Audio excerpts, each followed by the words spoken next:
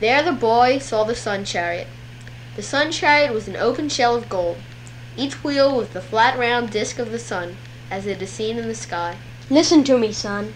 You are about to start a terrible journey. Now, by the obedience you owe me as a son, by the faith you owe a God, by my oath that cannot be broken, and your pride that will not bend, I put this rule upon you.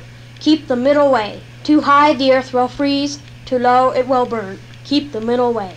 Give the horses their heads. They know the path, the blue middle course of the day. Drive them not too high nor too low, but above all, do not stop, or you will fire the air about you where you stand, charring the earth and blistering the sky. Do you understand me? Yes, sire. You might as well have my crown for this journey. Stand away, sire. The dawn grows old, and the day must begin. Go, horses, go! At first things went well. The great steeds trotted easily along their path across the high blue meadow of the sky. And Phaeton thought to himself, I can't understand why my father is making such a fuss. This is easy, for me, anyway. Perhaps I'm a natural-born coachman, though. Just imagine, Phaeton thought, how many people now are looking up at the sky, praising the sun, hoping the weather stays fair. How many people are watching me.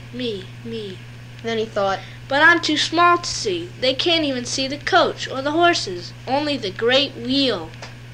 We are too far and the light is too bright. For all they know, it is Apollo making his usual run. How can they know it's me? How will my mother know, and my sisters? They would be so proud. And Epaphras, above all, Epaphras, how will he know?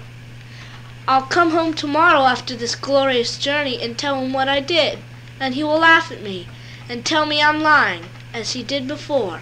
And how shall I prove it to him? No, this must not be. I must show him that it is I driving the chariot of the sun, I alone. Apollo said not to come too close to the earth, but how will he know? And I won't stay too long. Just dip down toward our own village and circle his roof 3 times, which is the signal we agreed upon. After he recognizes me, I'll whip up the horses and resume the path of the day. He jerked on the reins, pulled the horses' heads down. They whinnied angrily and tossed their heads. He jerked the reins again. Down! He cried. Down! Down! The horses plunged through the bright air, golden hoofs twinkling, golden manes flying, dragged the great glittering chariot after them in a long, flaming swoop. When they reached his village, he was horrified to see the roofs bursting into fire. The trees burned. People rushed about, screaming. Their loose clothing caught fire, and they burned like torches as they ran. Was it his village? He could not tell because of the smoke. Had he destroyed his own home? Burned his mother's and sisters? He threw himself backward in the chariot, pulling at the reins with all his might, shouting, Up! Up! And the horses, made furious by the smoke, reared on their hind legs into the air, then leaped upward, galloping through the smoke, pulling the chariot up, up. Swiftly the earth fell away beneath them. The village was just a smudge of smoke. Whoa! He cried. Turn now! Forward on your path! But he could no longer handle them. They were galloping, not trotting. They had taken the bit in their teeth. They did not turn toward the path of the day across the meadow of the sky, but galloped up, up. And the people on earth saw the sun shooting away until it was no larger than a star.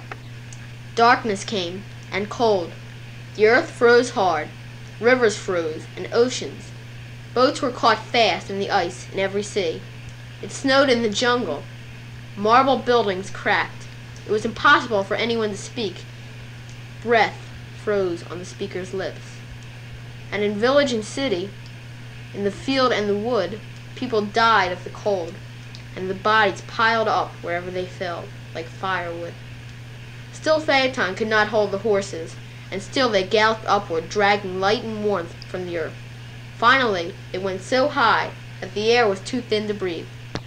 Phaeton saw the flame of their breath, which had been red and yellow, burn blue in the thin air. He himself was gasping for breath. He felt the marrow of his bones freezing. Up high in Olympus, gods in their cool garden heard a clamor of grief from below. Zeus looked down upon the earth. He saw the runaway horses of the sun and the hurtling chariot.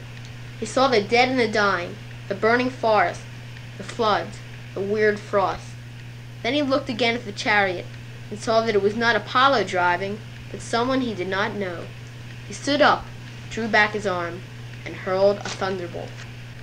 It stabbed through the air, striking Phaeton, killing him instantly, knocking him out of the chariot.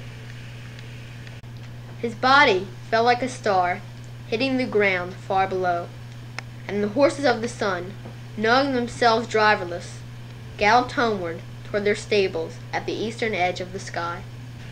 Phaeton's sisters grieved for the beautiful boy. They could not stop weeping. They stood on the bank of a river where he had fallen, until Apollo, unable to comfort them, changed them into poplar trees. Here they still stand, weeping tears of amber sap. And since that day, no one has been allowed to drive the chariot of the sun except the sun god himself. But there are still traces of Phaeton's ride. The ends of the earth are still covered with ice caps. Mountains still rumble, trying to spit out the fire started in their bellies by the diving sun.